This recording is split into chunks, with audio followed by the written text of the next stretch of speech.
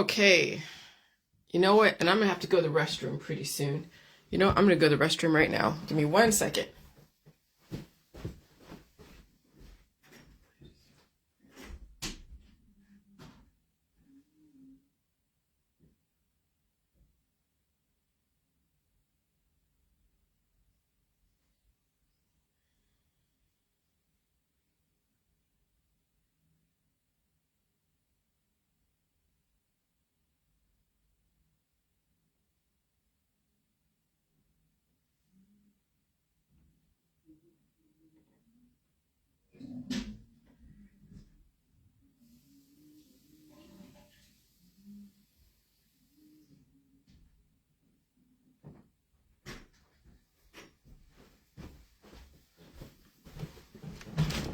Okay.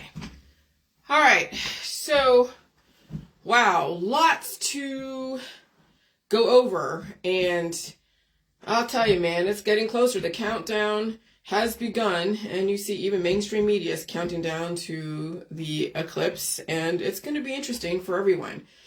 So I'm just getting myself mentally, physically, spiritually prepared for so much because there's no telling what's going to happen, who's going to be affected. I know people with weak immune systems in a very aggressive environment will be affected, but how much more than just something biologically will happen? And again, it's anyone's guess. You've seen all the different campaigns around earthquakes and all that stuff, and the New Madrid fault line, and just so much. And so,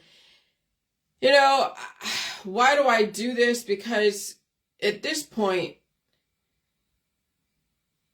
it's feeling a little satisfaction that what I know is going on is happening.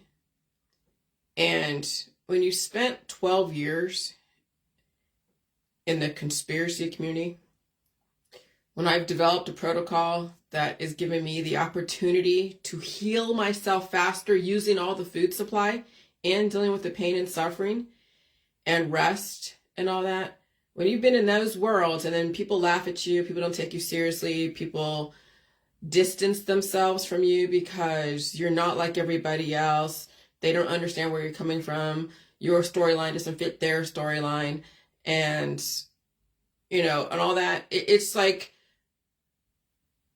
finally getting the vindication, though vindication is, again, a type of religion best served cold, because that's what's going to happen. When you finally get to prove you're right, there's not going to be really too much joy in that. But then you look forward to that point where everything is finally intersected together and everyone's on the same page. But before I get into that, yesterday was kind of interesting. When I was doing my Facebook Live and I can look out my window and I see my neighborhood and all that, and I see a cute little dog running around. It looks like my neighbor's dog that usually is tied up in the front yard when it has to go to the restroom. And I'm seeing it running around. I'm like, oh, geez, I hope they finally get it. But it kept running around. It kept running away from the owner. I mean, there's roommates that live in that house. And I was like, okay, I can't do anything about it. The dog's not going to come to me. But later on, when I saw the dog in my backyard, so I actually went outside and saw the dog and was like, oh, look, here, come here, puppy, whatever. And the dog was like, yeah, who the hell are you?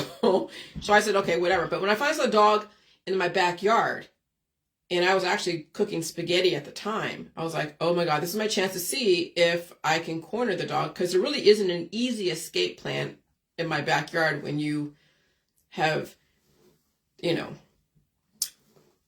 like blocked the main exit and entrance. And so when the dog was under my deck, and I was like, here, puppy, it had its ears, it was low to the ground, it was so cute, and it was wagging its tail, and it was just, oh my God, it was so pretty, and it allowed me to pet it and look into its blue eyes. I think it was a mixture of a husky and some other mutt, and oh my God, it was so cute. And I didn't know what I was going to do when I got out there. I did not know. I didn't have a leash. I gave all my animal accoutrements to the Humane Society when I finally just ended my relationship with animals. as far as pets. And so I had nothing, I didn't have a rope or anything. So I was just like, I don't know what the hell I was going to do. But I just figured something out. At first I tried to pick up the dog and allowed me to try to pick it up. I'm like, oh no, this is too heavy. I'm not going to be able to do this. And so I figured I would you saw the picture. I was just leading it through my front yard all the way across the street, because directly across the street, sort of diagonally. But I did twist my ankle. Now, it wasn't my right ankle that was the weak one. It was the left one. Because when you're kind of low to the ground, walking like you're on all fours because you're leading a dog that has no collar, no nothing on it, then it's just like, it's very awkward. And I did roll my ankle, and I didn't hear any snap. I didn't hear anything horrible. I mean, it hurt a little bit, but not too bad. And I was able to get up and bring the dog to the side door of that house, knocked on the door. The owner came out, and she was sort of happy. I mean, she was probably annoyed that the animal even got out to begin with. And I went home, and I took all my clothes off and took a shower and put all that, in the laundry, because I knew I had the microbes from that household. And you don't know what people are living like, and they have a bunch of animals, so many microbes. And I started sneezing and everything. And I knew that I started sneezing, and then I had to shit like so bad. So I shit, and then everything came out. It was like I got exposed to those diverse microbes, and it ran right through my system. Sneezing, coughing, blowing my nose, having to shit, and then I had to eat a bunch of food. It was a little bit sore on my left, but not anymore. I mean, usually when I do roll, like before, when I rolled my ankle when I was a kid, it swole up and they had to tape it together and all that. I mean, with the tape, that's when I figured I was allergic to adhesive. But when I re-injured my right ankle, the same one that I injured when I was a kid, I couldn't even walk. I could not even walk. I actually had to crawl home almost, or be helped into the house from the kids I was playing soccer with back in 2010. And yesterday, that didn't even happen. I was a little bit sore, no swelling yesterday. I knew I had to feed my body to repair it, because I knew the environment was so accelerated, because I was exposed to those microbes, went through my system, and then I knew that the food was going to work really fast. And it did. I ate so much food that day, and I took a nap too later. I slept pretty well, and my ankle is pretty much healed. There is no residual, there is no swelling, there is no injury, there's no nothing. And I'm like, yeah, so the environment can work for you if you set your body up for it and expect what you need to expect. Pain penance for the transgressions that you committed against your immune system. That's what pain is. It is pain penance for the transgressions you committed against your own immune system. And so this eclipse, April 8th, is a type of repentance. When you think about it, I'm not even religious, but I know that's what our society is built on. That's what human sacrifice is. That's what paying your bills is you're paying penance for the services, the goods and services that you use. And so when you're paying money, you're taking away from what could be food and shelter to pay for that item. And it's a loss. Okay? And so that's the thing, is that if you want the good things in life, you want the fun in life, well, okay, you not only pay money for that operation and whatever perception of whatever it is that's out there that's going to help you do something, and then later on you will have to pay with the pain. And that's what people don't survive, is when they don't expect to pay for anything of their lifestyle and the belief system. But they pay with their life. That's what the death process is. That's what death is you're paying for your life because you decided that pain was not going to be how you're going to pay for the fun and the pleasure and the paradise. And so I know that pain is the penance. I've always known that. I've always known that if I lie about something, that I will have to endure the consequences. I learned that as a kid when I was given the choice. You come clean now, whatever happens, but if you have the time to tell the truth. And if you're willing to milk the 2 days of having no homework and whatever, that's fine if it's worth it to you. And you find out Monday that you lied, then all hell's gonna break loose. And I was willing. I was actually okay with sitting, knowing that the lie was gonna come out, that I didn't have homework, right? This is about accountability. But I was willing to sit for 2 days and enjoy the 2 days of no homework, but knowing that when Monday would come around, that pit my feeling, knowing that, okay, she's gonna find out that I had homework and I lied about it. Oh Lordy. And my mom's a little scary person, right? But I sat with it. And I endured whatever punishment that I had to go through. I said, okay, I chose that. I will have to endure. And that is a very valuable lesson when you're older. And when I put myself in positions where I knew that it may not have worked. It was my choice to be in that position, my choice to be in that situation, my choice to date that person, my choice to go into that house, my choice to go do whatever. And these are the consequences. And so I've sat with the accountability for many years when I've made choices. And the pain and suffering is just another lesson that when I have committed so many transgressions against my own immune system, the pain is the penance. That's what Catholicism talks about. That's what Judaism, Yom Kippur. It's like repentance. Okay? So many religions are all about paying penance for committing transgressions against your life, against another person's life. That's what the justice system is for. That's why you can't be the one to determine if someone should have justice committed against them, because you don't know all the facts. It has to go through a court of law. It has to go through a lot of different people to determine what your intentions are. What did you know? When did you know it? Did you listen to indicators? Or did someone tell you, hey, you shouldn't do that? Like the FTC told me I couldn't make claims. I could have a belief system, but I couldn't make claims. And then they were right when I figured out I don't want people to be cured. I don't want to be cured. Cures are deadly. It's only for something the FDA must go through its different processes to claim any kind of cure. And even then, when they go through those processes, do you really want to live on cures in this environment? Because it will expedite your intentions, which is basically died suddenly. So yeah, I understand now pain. So yesterday I felt the pain a little bit, not too much, and I ate the foods. I knew food was going to repair and help me release. Me blowing my nose too all day yesterday, blowing my nose was also releasing the demons of microbes, as well as any damage that was done to my ankle because of that situation. And I chose that moment that animal was worth taking home, because it was cold outside. And I knew the animal was tired of running, because it would only stay in this area. It wanted to go home, but it was kind of afraid of, the people they were living with, because, how it is when an animal knows it did something wrong. They don't want to go home and reap the punishment for escaping. But it wanted to have a little bit of freedom. I don't blame it. But again, it has to pay its penance, right? And the little fear of what it has to go home to, it might be a little bit of penance. And I was going to help it get home so it wouldn't get hit by a car, and I wouldn't feel guilty that I didn't go out there and at least try something. And I knew that I was going to feel the microbes, and I don't know how bad it was going to be, but I was willing to risk that. I didn't know if the animal would even, like me. I risked a lot by wanting the animal to be in a safe place, which is its home. But it was something that, I decided, and the animal looked in my eyes, I looked in its eyes, and it trusted me. I trusted it. We trusted each other for that little moment to get it home. And that was like, whoa, that's a compliment. That's an awesome compliment.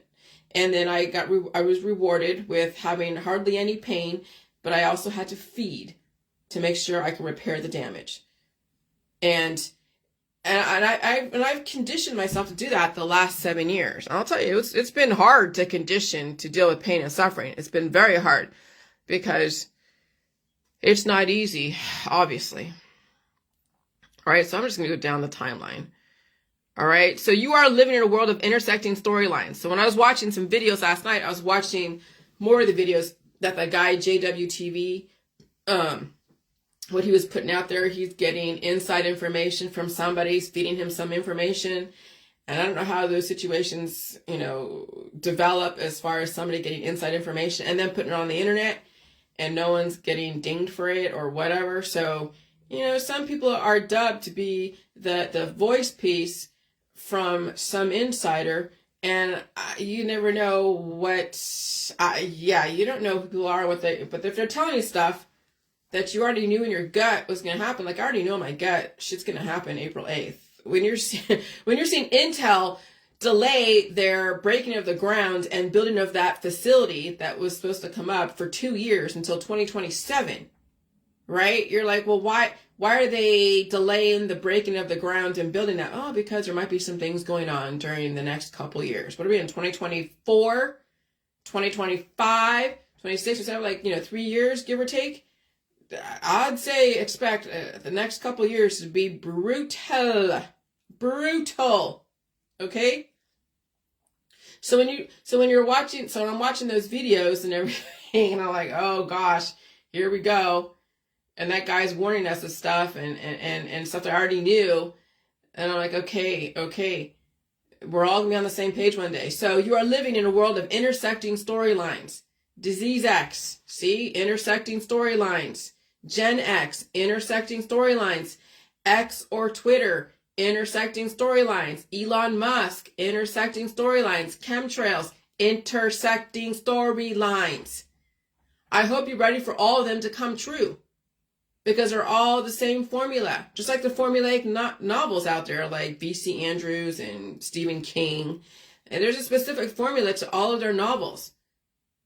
And if you've read enough of them, you can see it's the same formula. Okay? And so I don't care what you believe. I don't care what you disbelieve. I don't care if you don't believe anything. Your fears about whatever, even if they're not legit. Someone's afraid of me, like, oh, Jillian's so dangerous. Oh my gosh, she's so dangerous with all of her information. Well, no one's making you do anything. Okay? The system already vetted me out. I'm not dangerous. I'm not making claims. And I'm talking about myself, and I'm not recommending any remedies to anyone. I've just characterized pain in a different way than you do. That's it. That doesn't make me dangerous. That makes me reconsider the official storyline for that moment. But then the official storyline could always change, because science is never settled. But if there are specific storylines that are appropriate for that time, then you adopt that storyline until the system allows you to start reconsidering the storylines and recharacterizing things that were believed in one way can be believed in a different way, as long as it's supported by food, not by remedies. Okay? So your fears about whoever, even if they're not legit because they're nowhere near you and they are not in your house telling you what you should do, and you can't make correlation equals causation because so many things are factors, okay? All your fears will come true. I hope you can handle it. But if you can prove correlation equals causation, then that's just you. It's not always the case for other people. And even if a large amount of population is affected by something, whatever you think is a problem, does it really matter if you can't handle your environment and you've already said you should die anyways? Okay? And so that's the thing. It's not going to matter what your beliefs are. Okay? It's not going to matter what you disbelieve. And so you've been conditioned for all of this. I just hope you survive it. And so the picture below that I've posted through the AI images represents people with all of their storylines. And you see how diverse people's storylines are with the same formula. They're mad at some enemy. They're like, oh God, broccoli's dangerous. Oh gosh, cabbage is dangerous. Oh God, salt's dangerous. Oh God, the air is dangerous. Oh God, the food is dangerous. Oh God, the fluoride is dangerous. Oh God, pork is dangerous. Oh God, milk is dangerous. Meat is dangerous. Holy shit. Oh God, the meat in the market is dangerous. I mean, you can only imagine billions and billions of storylines of people's saviors and satans are all over the internet. No wonder people are just now like completely overwhelmed and they're just in shutdown mode. They don't know what to fucking believe. That's what Yuval Noah Harari was talking about, is that you're getting so much information, people are in information overload. They cannot handle their environment. They don't know what's important and what's not because they haven't bothered to understand the basics. But then maybe is that the fault of the education system? Potentially. Is that the fault of, I mean, you can blame whatever, but maybe that was supposed to happen. You're in your specific job, you're in your specific homogenized community, doing what you specifically were trained to do. And then when somebody comes in and says, hey, maybe it doesn't have to be that way, then you were trained to resist them. You were trained to distance yourself away from anyone that said anything different other than whatever storyline that was told you at the time. Okay? And so the pictures below represent people with all of their storylines, and you see how diverse people's storylines are with the same formula. Always an enemy, there's always a savior, and they think their storyline is more legit than somebody else's. But it's the same formula. Resistance plus denial, worship and hunting people who they think are the enemy, angry at whatever or whoever, always looking for someone to blame. But eventually everything will turn into one storyline. Once everyone's on the same page, oh my gosh, man alive, right? Even the ones who are in denial will finally see the other truth they've been in denial about. Everyone will be on the same page one day. Will that day be April 8th? Will it be after April 8th? Will it be all of April? I don't know. The sad thing is when you finally say, I told you so, it's too late for many anyways. There is no joy in saying, I told you so. The people who have been warning and squawking about what's going on, they can't wait for all this shit to end. They can't wait to finally see everything they knew was going to happen. That's the hell of being in limbo. People make fun of you.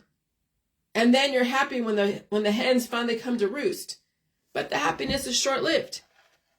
It's going to fucking suck. That's for damn sure. But like anything, it's just another suffering that those who have been warning people about everything will have to endure regardless of where we stand. So you could be a Hebrew, a Muslim, an energy healing person, a mainstreamer, and you have your stories about whatever, and there you go. You will have to endure the suffering.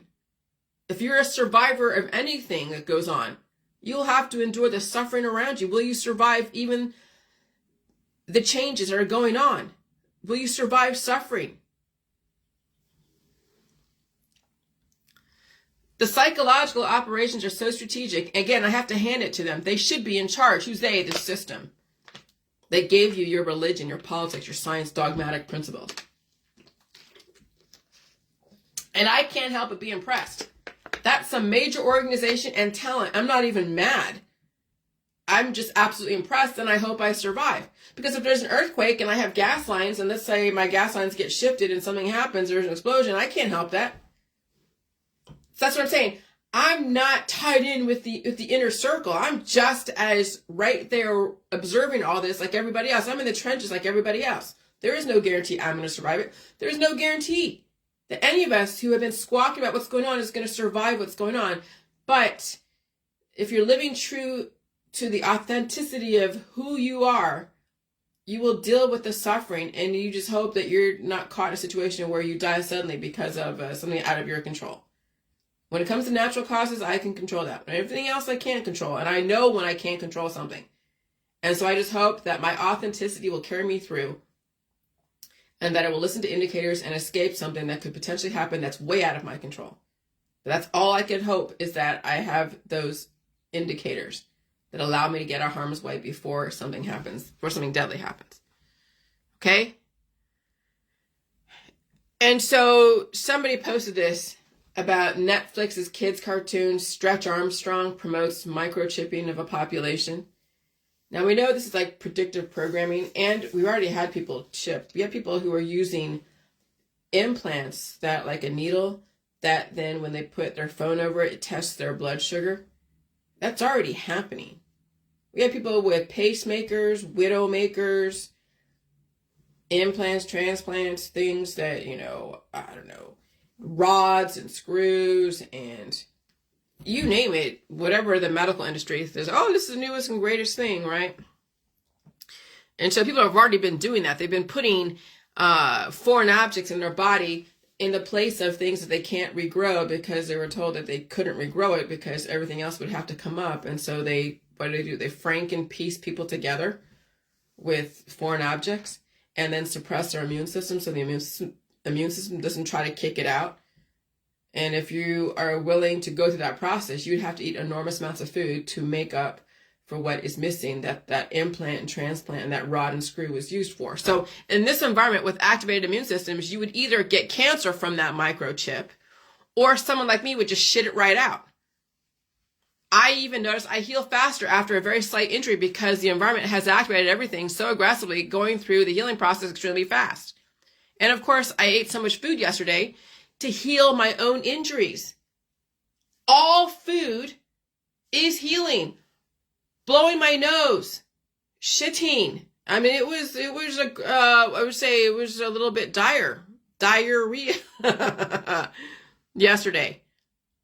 And there was angry yellow stuff coming out. That was the microbes, the angry microbes. That was the choleric humor that came out of my ass after being exposed to somebody else's household through their animal. Okay? And I think when I had a little bit, wasn't fully done with making that cabbage soup because I made cabbage soup. I had a little bit of it. And I think the nutrients in that activated my immune system to release the demons. Okay? And so I ate so much food yesterday to heal my own injuries. You can't chip somebody in a very aggressive environment. It will cause cancer. And that's why you're seeing also people who've had hip replacements and then their body is rejecting it. And so, yeah, the body galvanized so many antibodies to go and try to push out that hip replacement, causing then inflammation and whatever else. So you can only imagine if you had something like a chip or anything else, that the body would go into inflammation and develop antibodies against it and then cause, fast-moving cancers. So you can't chip somebody in a very aggressive environment. It will cause cancer. In a slow frequency environment, potentially, but even the cancer could happen from that. It's a foreign entity causing antibodies, and people aren't releasing. But if you then start releasing, start activating your immune system, then you could shit out that little chip. But when it comes to a rod or a screw, the immune system will develop an army to move that foreign object somewhere. And it could move it in a place where then scar tissue would be built all around it if it can't safely purge it out of the body. So then the person has to feel pain of regrowth. They don't want to feel pain of regrowth. They're wondering why their implant moved somewhere else. Well, because the immune system is like, dude, what the hell are you doing? You have an immune system. You just got to eat food to rebuild. And so in a slow frequency environment, maybe you can get away with a chip, but even then cancer could happen from that. It's a foreign entity causing antibodies. My phone and my computer are what will keep track of me. Wi-Fi and GPS will keep tracking me. You can only imagine chipping your animals causing them cancer because of the frequencies. It's great for those who don't keep track of their animals, like that animal yesterday. But why do animals have to get punished because of irresponsible humans? Why do kids have to be punished for irresponsible adults? Why do adults have to be punished because they're irresponsible? Because they're irresponsible. Let's say the therapies out there that people are so against will get mandated. Just like in that video, the guy's like, oh, they're going to go around door to door and do this. I'm like, I don't know if that's going to happen. If it does, whatever, right? So let's just pretend I will shit everything out. My immune system will go through the process. I will feel whatever I have to feel from whatever exposure, just like I did yesterday. After my exposure to that animal from a household that was different from mine, I was sneezing. I was coughing. I had to keep blowing my nose. I even had to shit a lot. And then I ate a bunch of cabbage and chicken and vegetables, cheese and crackers, ice cream, water and juice. I slept very well last night, with a few times waking up listening to videos. I posted those videos I listened to last night, so you can watch them. No swelling of my ankle, hardly even sore, and my thighs were a little bit sore from walking a funny way leading the animal back home. And I even talked to my husband, I was telling him yesterday, because I felt like the strength of the pain in my back and my shoulders. And I know my husband tells me that his back is always hurting. Well, that's because he's exposed to diversity. The body is going through the immune system processes, and your back has obviously immune system processes. And so it was like a dull ache that I actually felt like I knew what my husband goes through. But yet he still powers through. See, I couldn't understand how he says his back hurts, but he still powers through, and it gives him power to do what he does. And so when I was feeling that yesterday before the dog came around, I'm like, honey, I understand now what you're going through as far as your back hurting, but yet you still power through and do your job and do things, right? And he's like, well, that's because I'm a man. Well, no, because that pain gives you power. Believe me, if your back was hurting that bad and it was so bad that it would cause you to be, you would be on your back. You'd be getting back surgery. People do. They're like, oh, I can't handle the pain. But he shits a lot when he needs to. He doesn't blow his nose like I do, but his immune system down there shits a lot. So then he's shitting out what people would be getting surgery for. Because those antibodies ate away at whatever connectivity and tissues and whatever, and that's why people disfigure themselves, because they don't release the demons. And so med beds probably work the same way if you can handle the pain. Now, I Googled med beds, and yeah, you can't go into a med bed and think that you can just get fixed up like that. No, med beds, when you think about it, even from that movie Prometheus, it's a painful process to go through, because not only would you have to have the high energy to cause things to do whatever they do, but you'd have to have the resources available to go and repair what was broken. And so any med bed out there would not be something that would be mainstreamed, because people don't have the capacity to deal with pain and suffering. But if they had a med bed for me to repair minor damage like an ankle being rolled, and they had like needles that would go in there with specific acids and fats and nutrients that are all about repairing it, then I mean, I'd have to endure the needles being stuck in my ankle or something and go through that high energy process and feel the pain of it being repaired so quickly. And I'd have the resources to deal with feeding that energy of repair, because I had reserves. But yeah, that's just someone that knows that they've repaired, that they can handle the pain, and they have the resources to support that situation.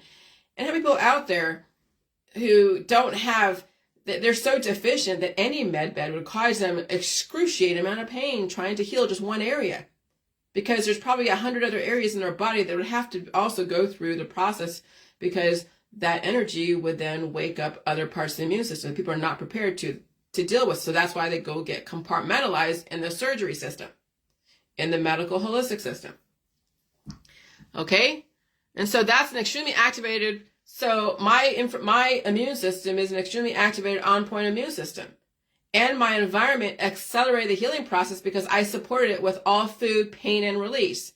But again, remember, I've been conditioning to do that. I mean, 2 years ago, it was a major tipping point when I felt like I was on my deathbed. And I was. I essentially probably died that day in July of 2022. If I hadn't done what I'd done the last 7 years before that, or the last 5 years before that, okay, I probably would have died from some kind of crazy thing, or have had some kind of growth. Because you know, growths happen so fast in this environment. Whether it's a cancer taking over a person, or someone getting a ballooning growth on the side of their neck or anywhere on their body, that shit happens, and the aging process is accelerated in people. So I can only imagine what I would have experienced if I hadn't done the J World 5 years prior to July 2022. And so I watched this video last night. What is it? What just emerged at New Madrid terrifies the whole world? Well, watch that. I think my biggest concern is the gas lines and earthquakes. Okay. And so, you know, if you have an all-electric house, consider yourself lucky. But then those who have gas houses around you and something happened, well, you're not immune to being affected by your neighborhood. Okay? And so, yeah, this guy who is on JWTV, he says, Insider exposes huge April 8th emergency events you need to know. Well, towards the end, he was recommending that people douse themselves in silver because of the biological whatever. And I'm just like, dude, no. It's going to be a major frequency change. And some people who are already hanging by a string or don't even know they're hanging by a string will be affected. And that's why I'm saying diet studies could happen. That's the rapture. And I knew that even 5 or 6 years ago about the rapture. I knew something was going to happen biologically, that people were going to be so overridden by antibodies that they don't have a proper release process or an aggressive release process that they can handle, that their body's so corked up they don't survive an aggressive climate change. And so I wouldn't douse myself with silver, but it's a good video. He points out everything I suspected could happen, which is why I will be staying home that day.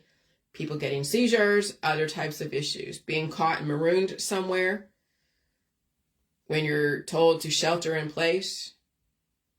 Okay, and for who knows how long.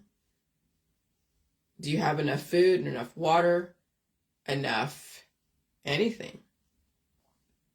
And maybe you want to be with your friends and family in different places because everyone's experienced it together. I would stay home and defend your property. I wouldn't go anywhere else think that someone else is after. No one's coming after you specifically. But if you're out there in the public with diverse company and you don't know who people are, really, and no one's really watching your back, and there's cannibals out there, right? That's what I would be a little concerned, being out there in diverse company, in large crowds that you don't know. That's why you stay home and stay safe and defend your property. So then I saw this Facebook reel. Oh my God. Ready for the artificial eclipse. The person saying, I'm not saying I know anything, but I'm definitely not buying the solar eclipse bullshit. Something's going on that we're not being told that I do know. Okay? So I said, are you ready for the artificial rapture and eclipse? Here's another storyline to consider. So now I've seen everything. And I don't doubt it, even with the whole Illuminati cards, even way back 5 or 6, 7 years ago. I mean, just like the Bible, someone wrote the Bible, and they keep adding to it and developing offshoots of it, and that's why you have a million different religions. And then also the Illuminati cards. There's always a card for something, right? For whatever. And you see the conspiracy community always putting out the Illuminati cards. Oh, look, there's happening this happening this. Blah, blah, blah. And so I've seen everything. I don't doubt it. Just like the Illuminati cards. Every single time something happened, according to the Illuminati cards, everyone kept posting the Illuminati cards as proof.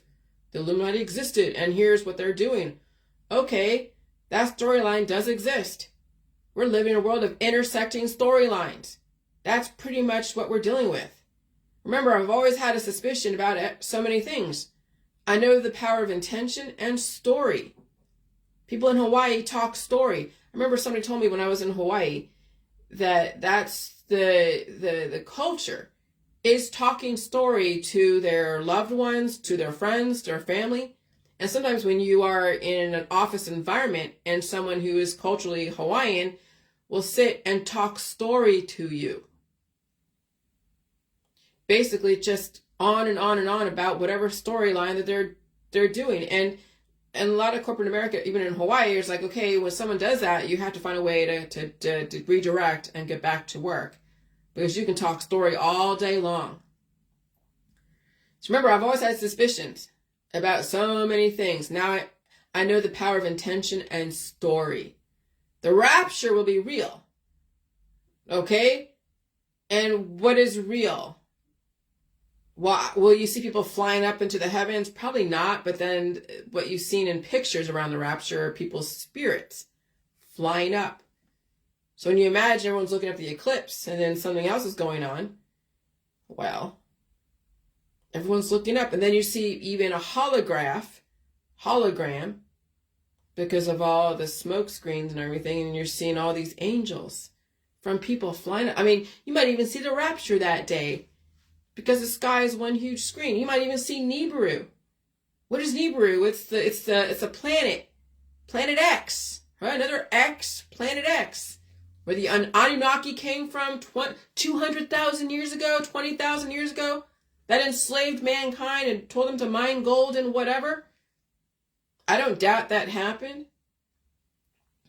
I mean, I don't know any. I wasn't there back 200,000 years ago, so I can only trust the stories that are going on today.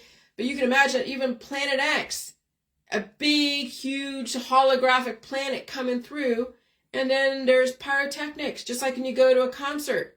All the pyrotechnics that even Michael Jackson had his hair caught on fire during a Pepsi commercial, because the pyrotechnics became actually real and put his hair on fire. So I wouldn't doubt anything. I wouldn't be in diverse company. I wouldn't be around large clumps of people. And so the rapture will be real, right? But the story might be synthetic. This is crazy. This is what somebody said. This is crazy. These people that are literally using technology to make the rapture look like it's coming. This is insane. I can see it. I feel it, very strong feelings that I'm being deceived. This is a quote. These people are literally making the Bible prophecies come true with their technology, and so many people are going to be fooled. It is scary. Yeah. Well, it doesn't even matter if it's fooled or not. It's a storyline that's coming to fruition, coming into surface. It doesn't matter if it's contrived or organic. It's happening. Will you survive it? Will you listen to indicators? As far as Nibiru, the sky is a huge screen. They can make anything look like a planet that's coming closer and closer to Earth. And then you see the technology around what they're doing with the eclipse. Who the hell knows? I mean, that's the thing. I don't doubt anything. Okay? I'm probably staying indoors that day since I won't be looking up and I'm not using glasses. I'll just listen to the world that day, basically my neighborhood. With the amount of advanced technology that we have access to, that some of you, I don't even know, some of you and I don't even know exist, everything is possible. I'm not gullible. I just know we all have our storylines, and that's for a reason. My mother called me gullible when I was talking about the conspiracy world. I'm like, oh, corruption. We have to go and stop corruption. She's like, you're being gullible, Jillian. And I'm like, okay. I mean, I didn't say okay, but I was kind of mad that she wasn't getting this storyline that I was coming from. But whatever it is, believe the official narrative, because there's no point in trying to resist. Just enjoy the show. And you get to entertain any story you want to. Okay? And so, yeah. I don't, no matter what, you have to convert animal proteins into human proteins. You have to have some kind of animal fat. Because even though there's RNA, DNA in plants, it's not strong enough to keep you alive during this environment, especially when you're up against animals and humans. Okay? Vegan and vegetarians are so skinny, or they're super inflated because of the hormones, because they're working out. So they look like they're full of meat. No, they're just super inflated, and then one day they'll deflate. Okay? So I don't work out. I eat meat, milk, and cheese, and eggs, and fruits and vegetables, and my ankles are strong. I have collagen. I don't have sunken in eyes. I don't look like I'm on any kind of drugs or alcohol or anything like that. If I have to help an animal because of something, I have the capacity to do that. And if I happen to injure myself, I can repair very quickly from that. Okay? And that's all due because of the meat, the milk, the cheese, the eggs, the fruits, the vegetables.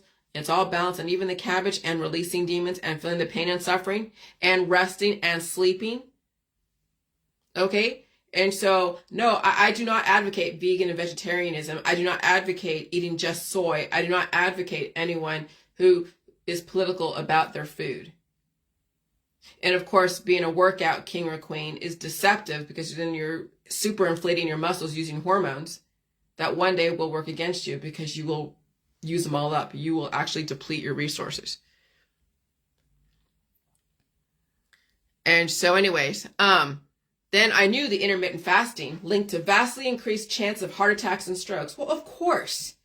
If you're not eating food to release the demons, if you're not eating food to repair your vital organs and your blood vessels and arteries and capillaries, and especially a highly aggressive environment, intermittent fasting will cause then heart attacks and strokes because that's starvation. Why do you think heart attacks and strokes is the number one killer of women? Because they're starving. They have to be skinny, or they're so overabundant, causing so much protection that it smothers and suffocates their vital organs. They can't get anything through because everything is becoming so like squeezing everything and even cutting off the airlines and cutting off the blood supply. And so I said, well, that makes sense. You can't starve yourself in a very activated environment. The demons will run roughshod over you. Starvation was never the answer. That's what contributes to heart attacks and strokes. The elderly are starving. Those under medical care are starving. Death comes from starvation and then making deadly choices because you're starving. Not listening to indicators, making fun of those who are trying to warn you. Not that it's going to make a fucking difference. People don't fucking change, but whatever.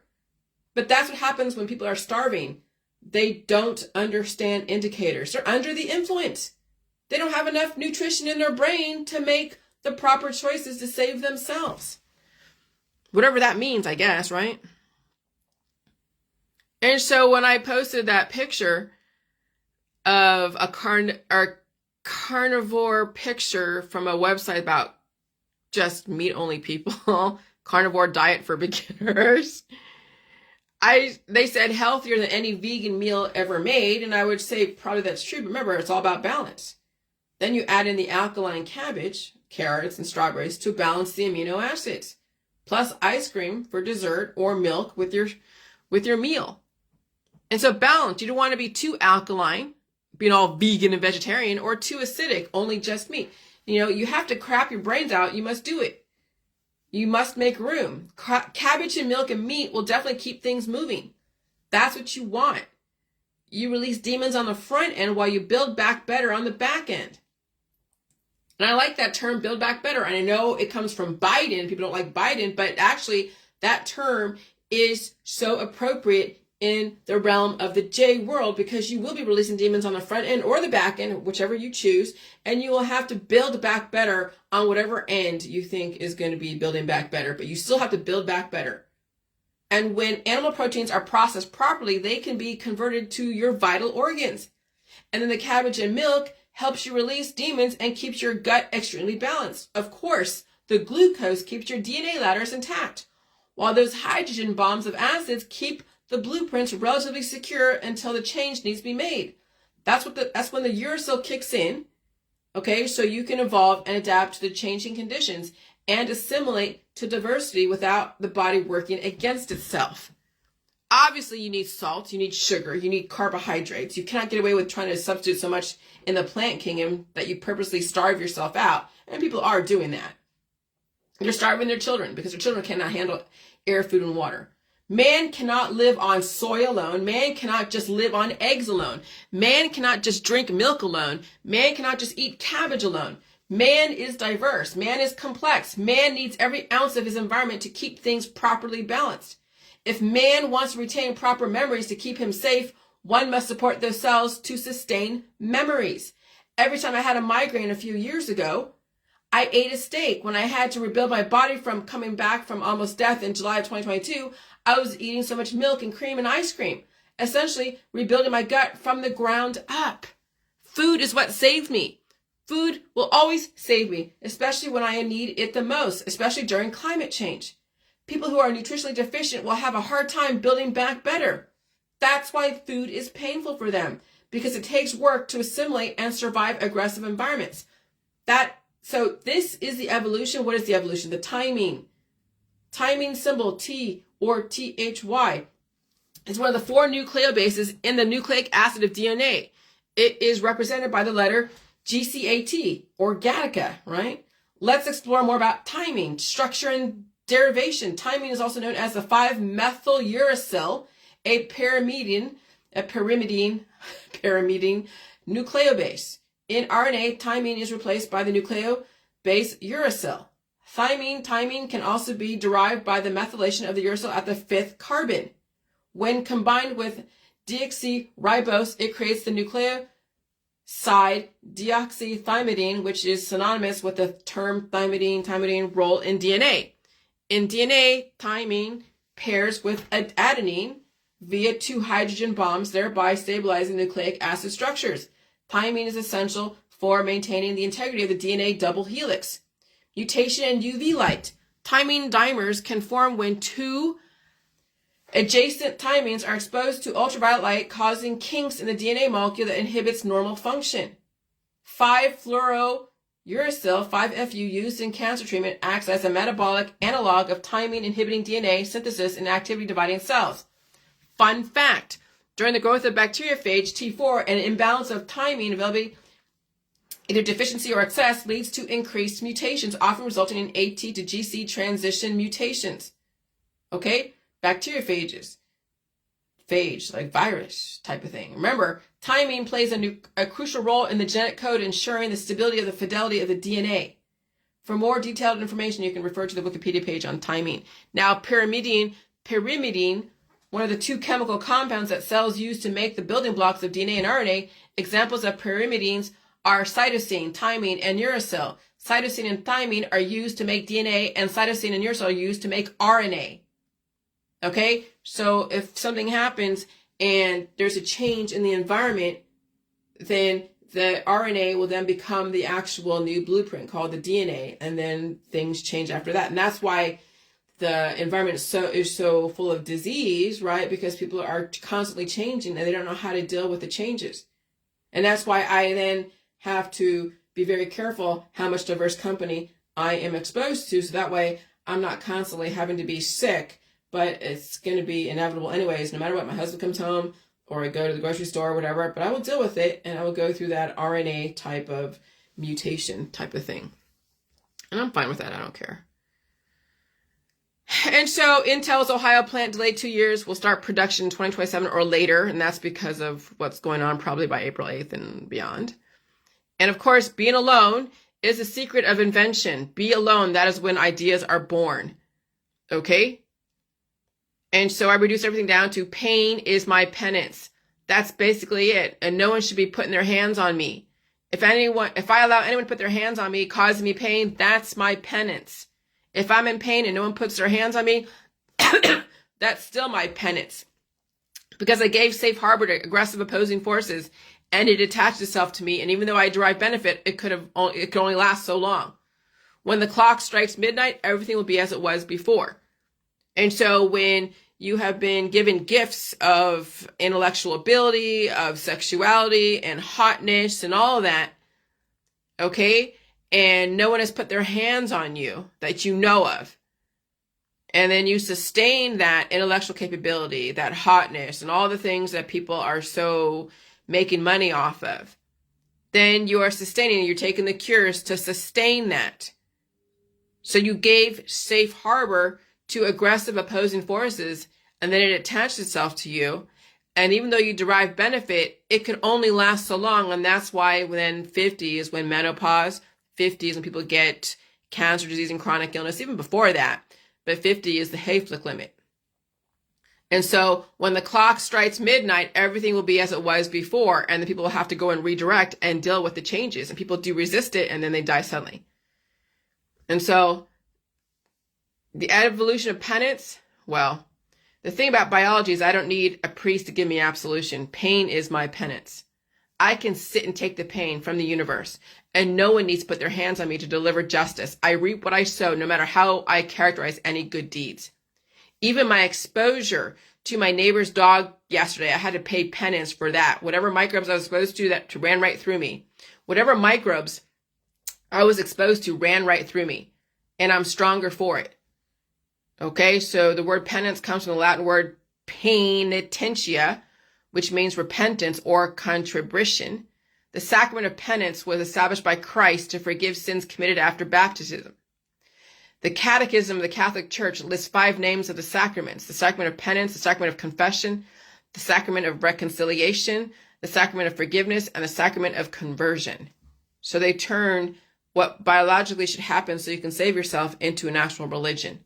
And then people intellectualized penance and pain. And then, of course, they go and commit transgressions against their body, but they find a justification through their religion or politics or science. Okay, that's how religion and politics has been in lieu of actual pain penance to then survive another day. And so, right, again, I said, look at the eclipse as a way for the world to recognize repentance. America represents the world. It is the melting pot. The world will be in repentance. So when you are experiencing your world going dark, even for 3 days, when you experience an interruption to your lifestyle, 1 to 2 weeks, that moment of silence, that moment of interruption, that's pain penance. Pain penance. And so, when I posted the AI picture of the eclipse plus everyone sleeping, I mean, they're closing certain schools, whatever. Okay, I speculate the reason why the schools will be closed because how could anyone explain, stuff? I mean, when you have a school of kids at 3 o'clock and then there's things going on and people are having seizures and whatever, and a lot of kids are being exposed to that and or being affected by that. How do you explain 20 kids out of 30 passing out all at the same time? I don't know, man. How would you explain that? I don't know. Are they sleeping? I mean, will the solar neutrinos be aggressive that time? They say solar neutrinos are benign and whatever. Okay, fine. I Googled all that stuff. Will science discover something new and different during the eclipse? Science is never settled. Will something else be going on? I don't know. Whatever the official narrative is, believe it. And then you can entertain any other story you want. People say that the reason why the eclipse is happening over here on this side of the country is because all the bad people are here. Seriously? America is a melting pot. If one person suffers, everyone in the world suffers. And then IFL Science says, warning, emergency officials in Texas warn schools should close for the eclipse. Will it happen? I don't know. And I'm not going to read that. So about my dog, you've seen that. I'm just going down my timeline. People who cannot handle the pain of regret, they die suddenly. And then the goblet cell carcinoma develops in the appendix and are thought to strike just 1 in every million people. They are more common in people in their 50s and 60s. And so this article says, I'm the first person in the world to ever be diagnosed with my cancer. And so the timing is aligned with my hypothesis around the Hayflick limit. When you allow those opposing forces to metastasize, they will find every way to take over what it can. And so 50 is the Hayflick limit, which is why you're seeing people dying or suddenly around 50. They are at the limit and they don't like to change and they can't embrace evolution and they think food is poison.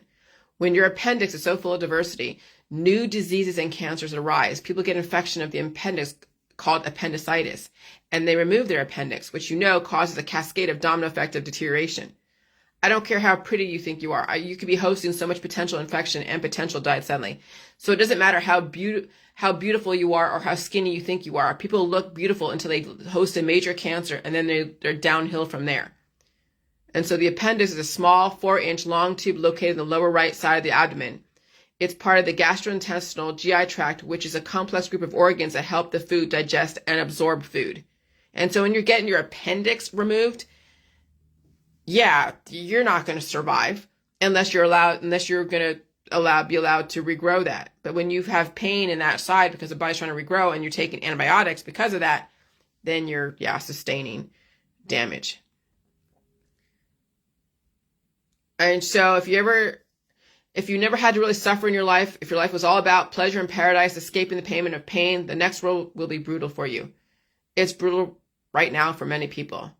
And so those who really suffered will have the capacity to handle pain and suffering, and they understand the payment system of Mother Nature. And they don't take advantage of the gifts Mother Nature gave them, because eventually the devil does take his due. That's the beauty of Great Resets. You understand what the payment system truly is. It's very painful. And pleasure and paradise only last so long. And then you become wiser because of it. Which is why I welcome whatever pain and suffering I must experience, because that's my payment into the next world. Not dying and reproducing a child, but the next world of just the New World Order. Assuming I survive whatever might happen. Strong people suffered astronomically in the past and present, and they know how to support that suffering effectively. And so the reward is another day of life. Remember, to earn your way into the next world through pain and suffering, no one else should put their hands on you or instruments on you. And I'm not talking about BDSM. You can Google that. Diversity. When you intend to lift the fallen and take up for the weak, they could actually drag you down. If they do not have it within them to lift themselves up, what makes you think you can force them to lift up? You are not that special that you can wave a wand over a person, save them from their own weaknesses and intolerances and lack of discernment to leave when the war is out of their hands. Strong people cut their losses and leave when the war becomes deadly. When it turns into an us versus them, the war becomes deadly. Leaving the war of activism actually saved my life. Facing my own pain and suffering has saved my own life. Why is life in parentheses? Because life means different things to different people.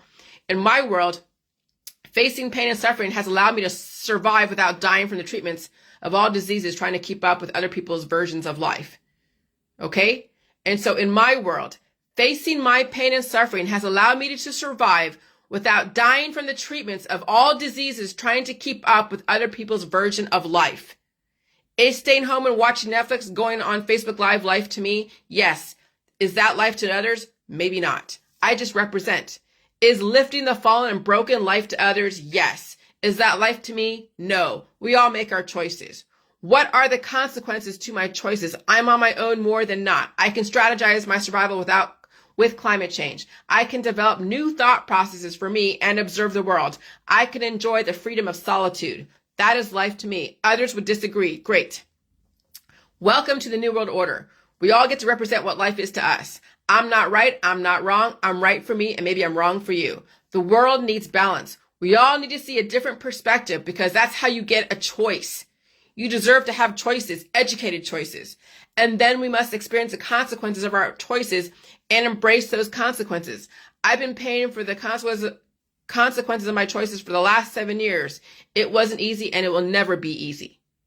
Okay? And so that's pretty much what is what, you know? I mean, we all are going to have to figure out what will work for us. And then one day, April 8th and beyond, all of us will be on the same page. And you can say, I told you so. It's not going to make a difference because if people are dead, saying I told you so to someone who's dead, it's not going to make a difference. They made their bed and now they're lying in their bed. Literally, they're lying in their bed. And so that's why I advocate if you can condition yourself to handle pain and suffering, eat all food in the food supply, and you don't try to treat disease and remedy disease, you might live another day when the climate changes even aggressively. But when the climate does change, and it will, especially April 8th, and you feel the pain and suffering, you're going to be faced with a choice. Will you remedy it away with another concoction that you've developed for yourself and everyone else? Or will you say, you know what, I'm not doing that anymore. I'm going to finally eat food, shit my brains out, and if I'm allergic to certain foods that I need, then I will transition onto those and I will develop a game plan, or you will find another cure, another remedy that eventually the next time the climate shifts, you won't survive it because you're full of antibodies. And that's kind of what people are facing. That's the thing. When the climate changes that aggressively and those who haven't really felt anything finally feel something so aggressive, they will be faced with a choice. And then now you know the consequences of your choices.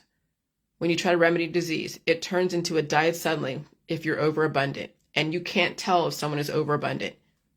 But you can tell by the deterioration status. You can tell by what they've been treating for the last however many years. You can tell a lot of things that some people won't be able to survive the next climate change. They've been hanging on by a string. Eventually that string will break. So there's no point in saying I told you so. It's just another lesson for all of us to see what happens when you keep treating disease with holistic remedies, allopathic remedies, with operations. When you don't listen to indicators, you don't listen to warnings. We're all lessons to everything that we've been resisting, even myself. So that's why I just stay home, because I don't need that lesson right in my face. All right, bye.